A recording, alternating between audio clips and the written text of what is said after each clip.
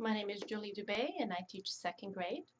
I think the most important part of our day to establish trust in the classroom is the morning meeting. We start from day one at the beginning of the year, meeting as a community first thing in the morning and greeting each other, learning about something that makes everyone special. So I think that fosters an element of community and family in the classroom so that everyone understands clear expectations and can follow them without fear of failure, being confident that they don't need the adult necessarily to tell them step by step what to do, that they are becoming self-reliant, making students part of formulating classroom rules and expectations and consequences that go along with those rules. If those come from the children, they are more inclined to follow them and understand them and take ownership of them.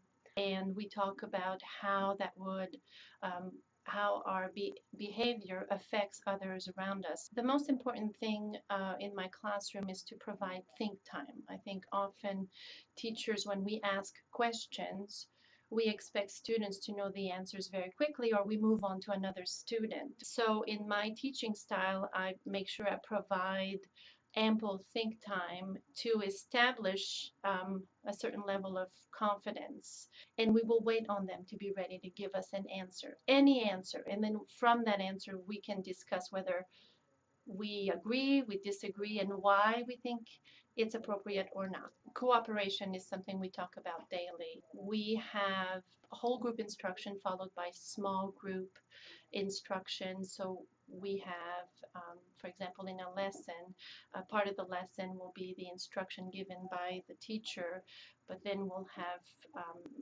the classroom break into smaller groups, and then we'll have peer groups or teams where one student is the teacher, the other is the student, and one person teaches the other, giving them the tools to be teachers and then switching those roles.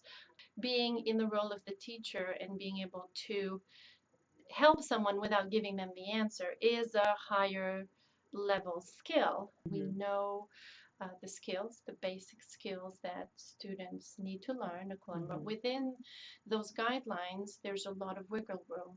So I think from day one, first of all, getting to know your students and their interests really guides and drives what we do, digging a little bit deeper and asking them how they get to the answer they get to. You can pull where the students are very strong and where there may be some gaps. Some years we need to focus more on problem solving skills.